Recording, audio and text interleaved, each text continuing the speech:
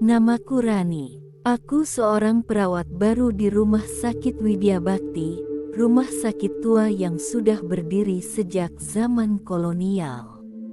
Letaknya agak terpencil di pinggiran kota, dan bangunannya masih mempertahankan gaya arsitektur lama, dengan lorong-lorong panjang yang sepi dan pencahayaan yang temaram. Aku ditempatkan di shift malam. Banyak perawat menolak jadwal itu. Alasannya klasik, karena banyak gangguan. Tapi aku bukan tipe orang yang gampang percaya hal-hal seperti itu. Lagi pula, aku butuh pekerjaan ini. Malam itu adalah malam pertamaku berjaga. Aku ditemani oleh perawat senior bernama Bu Sinta, wanita paruh-baya yang wajahnya selalu terlihat tegang. Bu Sinta, kamu jaga di ruang isolasi malam ini, ya? Cuma ada satu pasien di sana. Namanya Pak Darto. Dia pasien stroke yang nggak punya keluarga. Rani, kenapa ruang isolasi, Bu? Bukannya dia nggak kena penyakit menular? Bu Sinta, kesannya enggan menjelaskan. Sudah aturan dokter. Kamu ikuti saja. Dan satu lagi, jangan ajak bicara pasien itu terlalu banyak. Dia suka ngoceh hal yang aneh-aneh. Aku mengangguk saja, walau dalam hati merasa aneh. Pukul 23.45 waktu Indonesia Barat, ruang isolasi. Aku masuk ke ruang isolasi.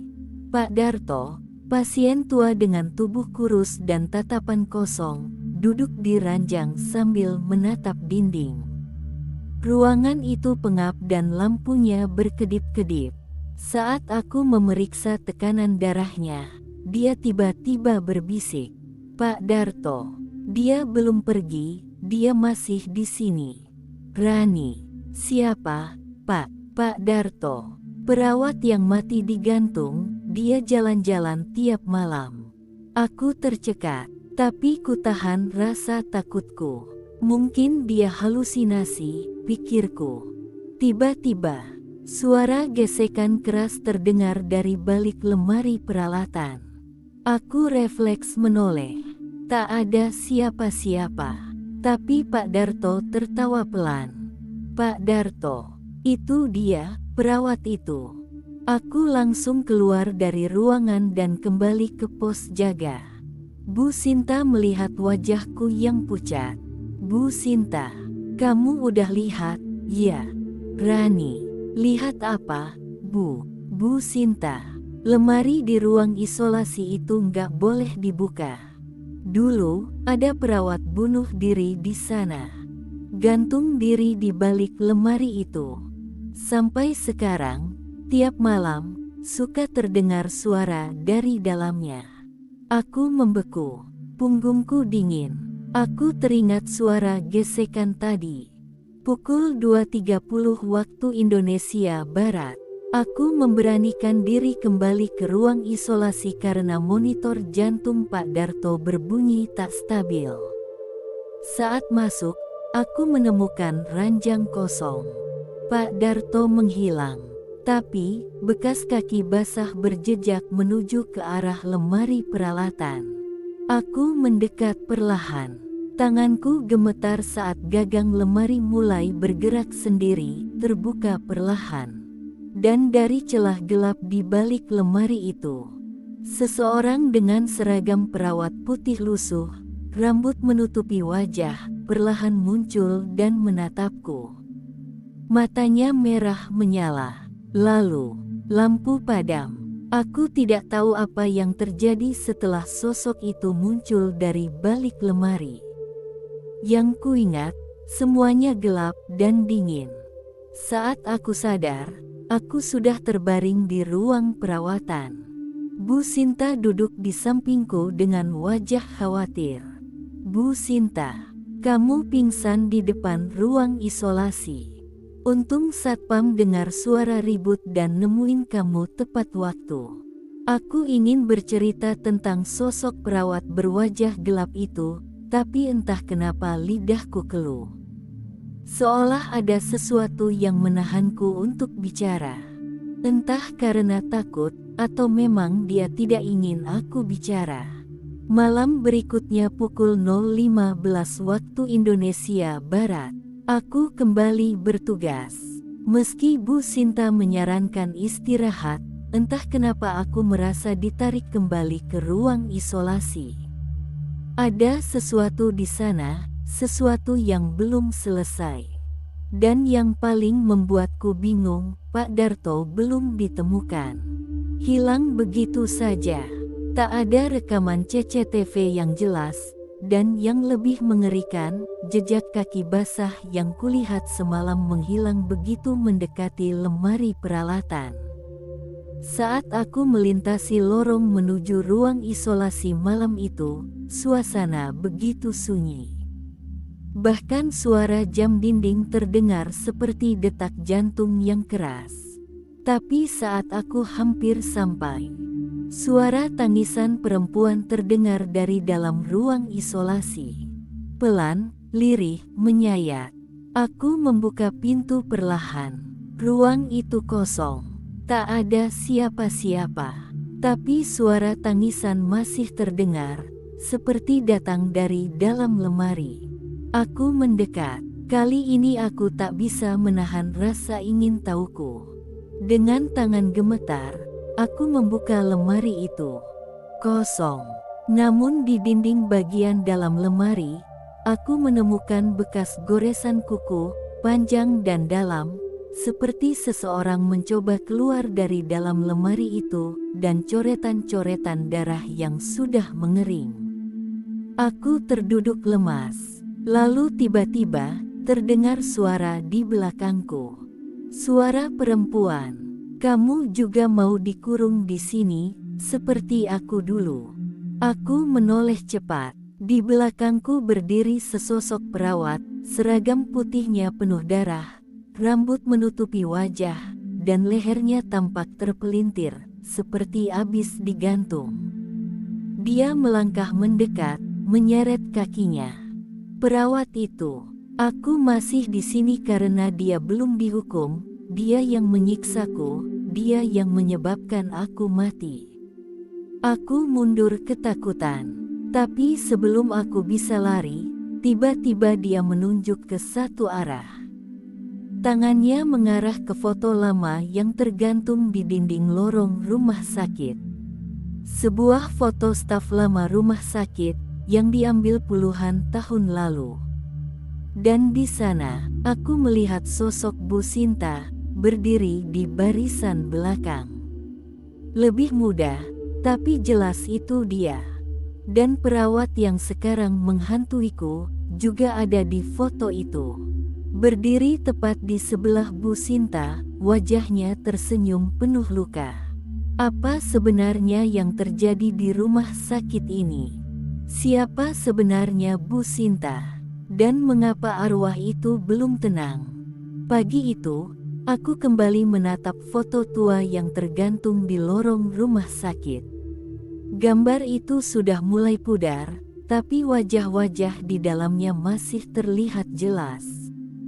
Perawat yang mati itu, dan Bu Sinta. Mereka berdiri berdampingan. Tak ada senyum di wajah Bu Sinta. Tapi perawat muda itu, yang sekarang menghantuiku, tersenyum. Senyum yang kini terlihat begitu menakutkan. Aku memberanikan diri bertanya langsung pada Bu Sinta. Saat jam makan siang, aku mendekatinya di ruang istirahat. Rani, Bu, boleh saya tanya soal foto lama di lorong belakang itu? Bu Sinta sejenak terdiam, kemudian menjawab dengan datar. Itu foto angkatan 1996. Aku dulu masih perawat magang.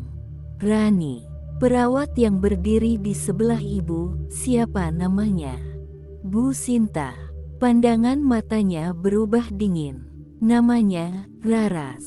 Dia meninggal beberapa minggu setelah foto itu diambil. Aku bisa lihat tangan Bu Sinta mulai gemetar. Bu Sinta, sudah, jangan bahas dia. Ini rumah sakit, banyak yang harusnya nggak dibuka kembali. Malam itu pukul 1.45 waktu Indonesia Barat. Aku tak bisa tidur. Pikiranku terus dipenuhi wajah Raras. Siapa dia sebenarnya? Mengapa arwahnya tidak tenang? Aku kembali ke ruang arsip rumah sakit. Tempat itu sepi dan penuh debu, dengan tumpukan map berlabel nama pasien dan staf.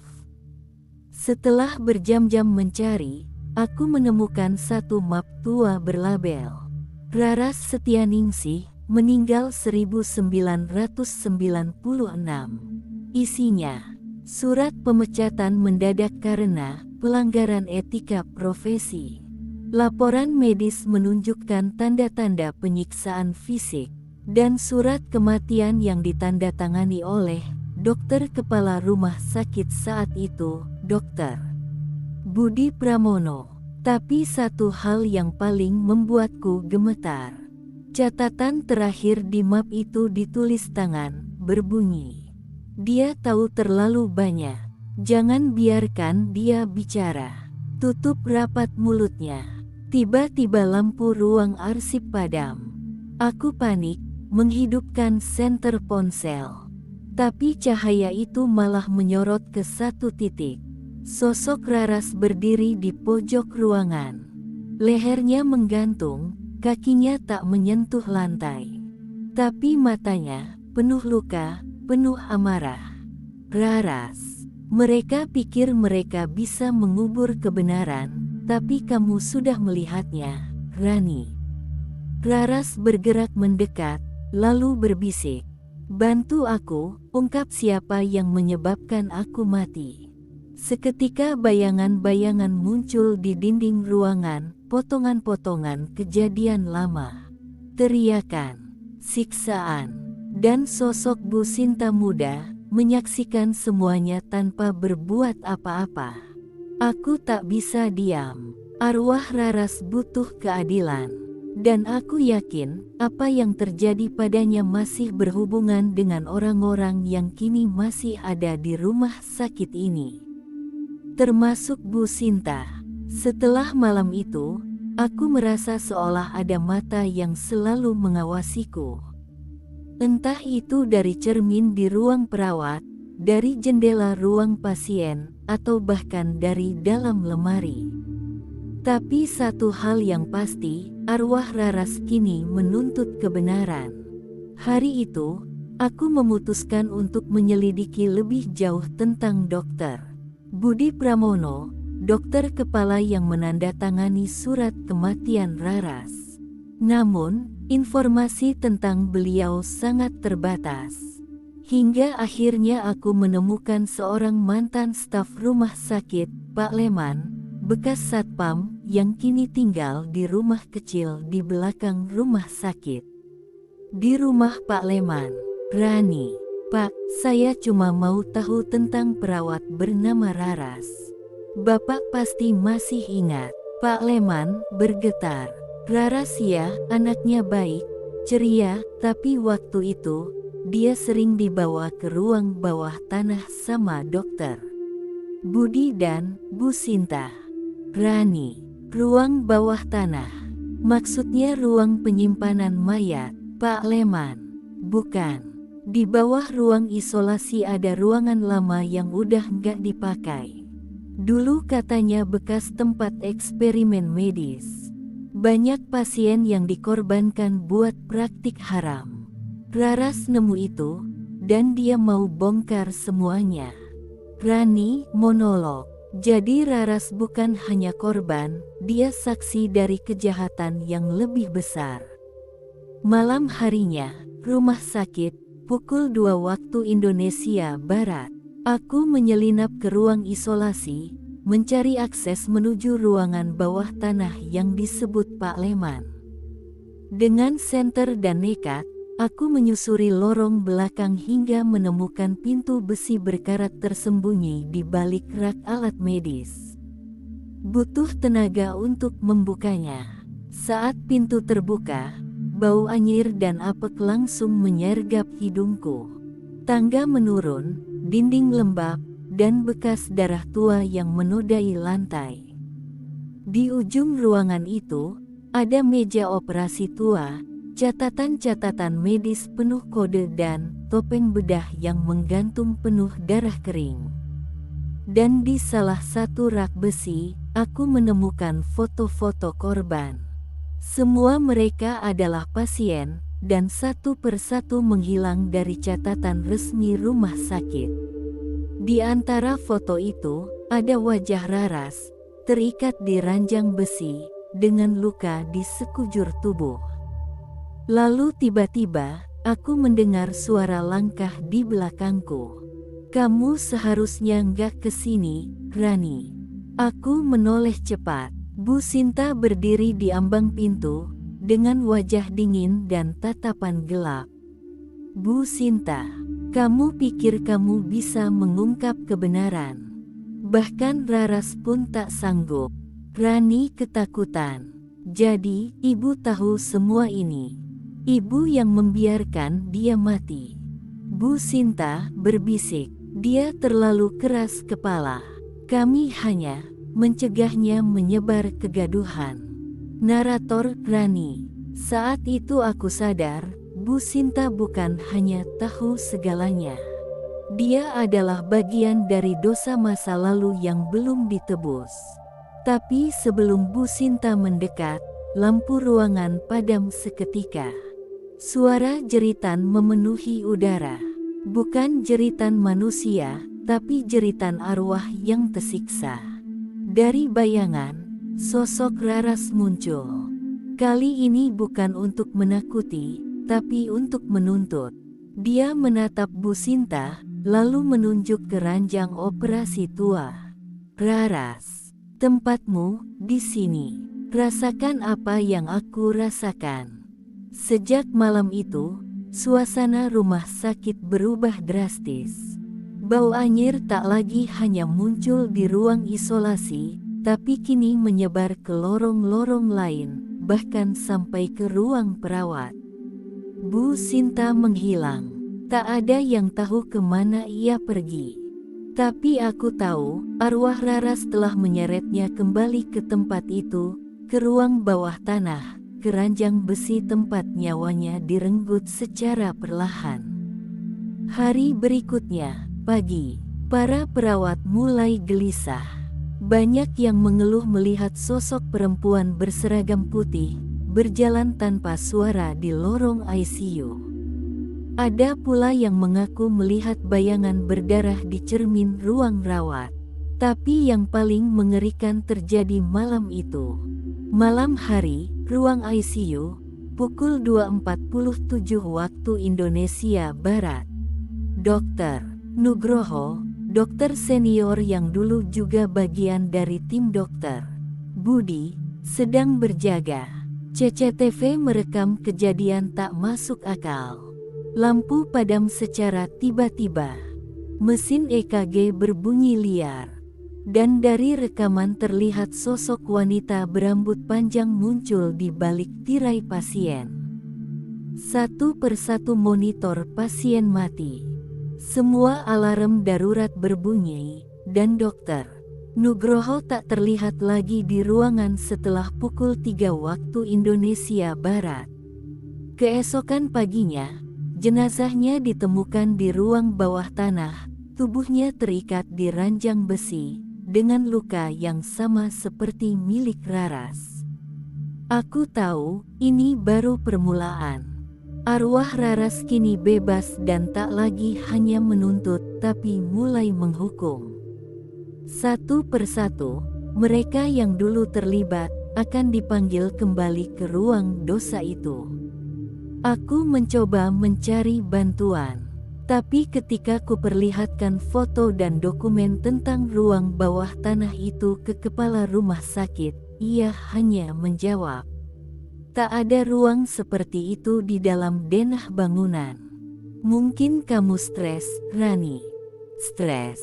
Atau memang semua petinggi rumah sakit ini menutup mata dan mulut karena takut pada masa lalu mereka? Malam itu, aku kembali bermimpi. Dalam mimpi, aku berjalan menyusuri lorong penuh darah. Di ujungnya, Raras menungguku tersenyum. Raras berbisik, "Mereka akan jatuh satu persatu, Rani. Tapi aku butuh kamu untuk membuka pintu terakhir." "Aku? Pintu apa?" "Raras. Pintu ke ruangan di bawah kamar mayat. Tempat semua kejahatan bermula. Besok malam, aku akan masuk ke sana. Ke tempat yang bahkan kematian pun takut menginjaknya." Malam itu, aku menyelinap ke kamar mayat seorang diri. Jam menunjukkan pukul 1.58. Udara dingin menusuk, bau formalin dan daging busuk menusuk hidungku. Dengan senter dan jantung berdebar, aku memeriksa setiap sudut ruangan, mencari pintu yang disebut Raras dalam mimpiku.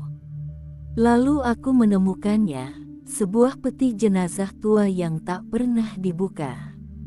Tapi saat kudorong, peti itu bergeser, memperlihatkan sebuah lubang besi persegi di lantai, ditutup plat berkarat. Dengan susah payah, aku membuka tutupnya, dan melihat tangga turun menuju kegelapan. Lorong bawah tanah. Langkahku bergema. Lorong itu panjang dan sempit, dengan dinding beton yang retak. Aku menyusuri koridor tua, dan kemudian aku menemukan ruangan utama.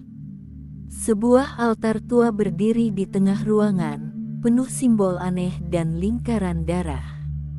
Di dinding, tergantung foto-foto korban, lengkap dengan catatan medis yang disensor. Dan di sisi ruangan, ada lemari besi besar dengan cap merah. "Rahasia, Unit X." Kubuka perlahan, dan isi lemari itu membuat kakiku lemas.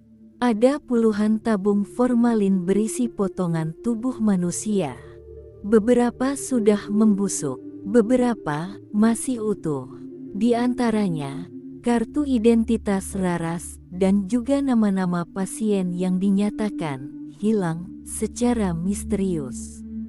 Lalu terdengar suara, "Kau seharusnya tidak ke sini, Rani."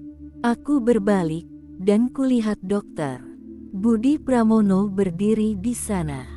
Ya, dokter kepala yang kukira sudah meninggal 5 tahun lalu. "Dokter Budi, rumah sakit ini tidak seperti yang kau kira. Ini bukan tempat penyembuhan, ini tempat pengorbanan." "Rani, apa maksudmu? Kalian membunuh mereka semua?" Dokter Budi tersenyum miring. "Kami hanya mengikuti perintah. Jiwa-jiwa itu dibutuhkan agar tempat ini tetap hidup. Dan kamu, Rani, kamu sudah terlalu jauh." Tiba-tiba suara tangisan memenuhi ruangan. Tangisan, jeritan, dan suara langkah tergesa-gesa. Lampu padam. Dalam kegelapan, muncul sosok Raras, kali ini tak sendiri. Puluhan arwah lain ikut bersamanya. Wajah mereka penuh luka, tubuh mereka compang-camping, dan mata mereka menatap penuh dendam. Raras berbisik, "Kami kembali untuk mengakhiri semuanya." Arwah-arwah itu mengelilingi Dokter Budi, menyeretnya ke altar, mengikat tubuhnya di meja logam, lalu membakar catatan-catatan dosa yang telah lama dikubur. Jeritan Dokter Budi menggema saat tubuhnya perlahan lenyap ditelan api gaib yang muncul dari simbol-simbol berdarah di lantai. Saat itu, aku merasa seolah aku ikut terbebas. Tapi belum semuanya selesai. Karena dari sudut ruangan, ada satu berkas yang belum terbakar. Berkas itu bertuliskan, "Daftar perawat terpilih, tahap berikutnya." Dan di sana tertulis, nama Rani Putri. Aku menatap lekat-lekat berkas itu. Namaku tertulis jelas di bagian atas, Rani Putri, status, siap pakai. Apa maksudnya? Siap pakai untuk apa? Seketika ruangan itu bergetar. Api yang membakar altar padam tiba-tiba, dan dinding-dinding mulai berdarah. Aku kabur, naik ke atas secepat mungkin. Tapi sejak malam itu, aku tak bisa tidur. Setiap kali memejamkan mata, aku melihat sosok-sosok pasien yang dulu pernah aku rawat. Mereka menatapku tajam. Satu demi satu, mereka berbisik, "Kau, bagian dari mereka. Kau yang terakhir. Kau, tumbal yang sempurna." Pagi harinya, di ruang staf perawat, aku mencoba membuka file komputer rumah sakit. Tapi sistem mendadak error saat aku mengetik ID-ku. Lalu, sebuah jendela pop-up muncul sendiri, tanpa kusentuh. "Selamat datang, Rani. Ritual terakhir dimulai malam ini. Ruang isolasi menunggu." Aku tak tahan lagi. Aku pergi ke arsip lama rumah sakit. Dan di sana, aku menemukan sebuah foto tua, hitam putih, yang membuat bulu kudukku berdiri. Foto itu berisi barisan perawat zaman dulu, dan di tengahnya ada seorang wanita yang wajahnya persis denganku. Tertulis, "Perawat Tumbal, Angkatan 1965. Aku adalah keturunan dari salah satu perawat yang pernah dijadikan tumbal dalam ritual rumah sakit ini. Darahku sudah ditandai sejak lahir." Malam itu, pukul 1 waktu Indonesia Barat, aku kembali ke ruang isolasi. Tapi ruangan itu tak lagi seperti biasa. Tempat tidur berdarah. Lantai dipenuhi lingkaran simbol. Di tengahnya, sebuah cermin besar berdiri. Dari cermin itu, muncul sosok wanita dengan wajah rusak, matanya hitam, tubuhnya terbakar sebagian. Dia bukan Raras, tapi perawat pertama yang dikorbankan. Sosok itu berkata, "Darahmu adalah kunci kebangkitan. Rumah sakit ini dibangun dari nyawa. Dan waktunya sudah tiba untuk mengembalikan kejayaan kegelapan. Aku tak mau menjadi bagian dari ini." Aku lari, tapi lorong-lorong rumah sakit berubah bentuk. Seakan aku berada dalam dimensi lain. Pintu tak lagi mengarah ke dunia nyata, semuanya hanya koridor menuju altar. Lalu, terdengar suara Raras dari kejauhan. "Raras, lawan mereka, Rani. Aku akan membantumu. Tapi kamu harus menghancurkan cermin itu. Itu adalah pintu antara dunia manusia dan tempat mereka." Aku berbalik. Cermin itu mulai menyedot udara, menarikku perlahan. Dengan sisa tenaga, aku lemparkan alat pemadam api ke arahnya. Cermin itu pecah, dan semua sosok gaib menjerit keras. Tapi, saat aku pikir semua berakhir, bayangan dari retakan kaca berbisik, "Masih ada satu lagi, satu ritual terakhir. Dan hanya kamu yang bisa menghentikannya." Aku selamat untuk sementara. Tapi aku tahu, aku tak bisa pergi. Malam berikutnya akan menentukan segalanya. Dan rumah sakit ini masih belum kenyang darah. 3 malam berturut-turut aku tak tidur. Setiap malam, bisikan itu makin jelas. Ritual terakhir akan menentukan segalanya. Rumah sakit ini bukan sekadar bangunan tua. Ia adalah tubuh dari sesuatu yang hidup, sesuatu yang diberi makan oleh nyawa manusia sejak puluhan tahun lalu. Dan aku bukan hanya saksi.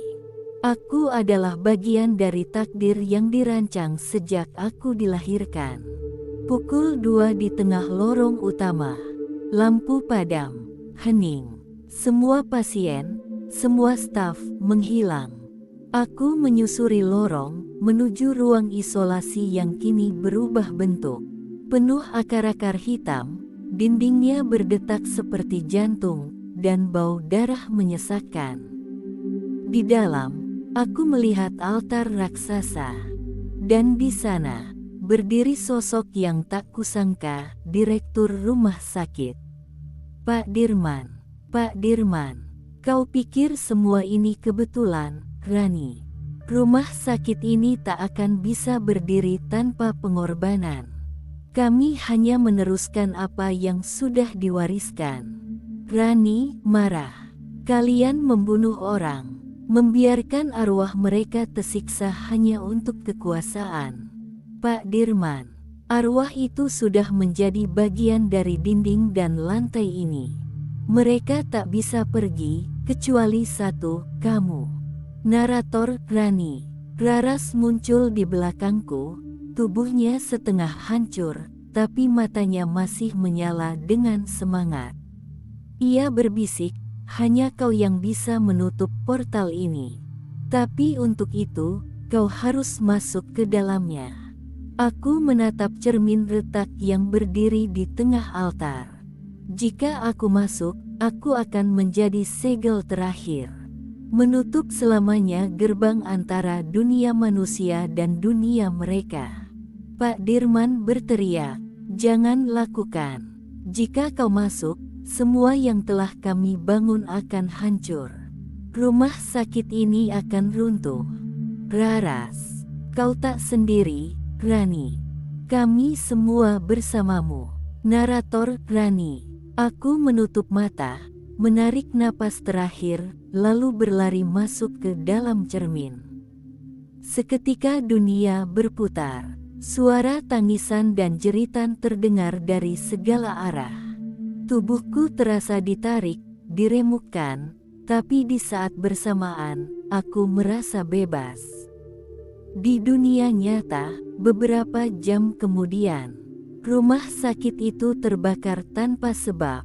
Tak ada yang selamat, tak ada jenazah ditemukan. Hanya puing-puing dan abu. Warga sekitar bilang, mereka melihat cahaya besar dari atap rumah sakit, dan sosok perempuan bersinar perlahan menghilang ke langit. Tak ada yang tahu pasti. Tapi satu hal jelas, rumah sakit itu tak akan pernah buka kembali. Beberapa bulan kemudian, suara narator. Jika kau melewati puing-puing rumah sakit itu saat malam hari, kadang kau akan mencium bau formalin. Dan mendengar suara pelan seorang perawat berkata, pasien berikutnya, silakan masuk.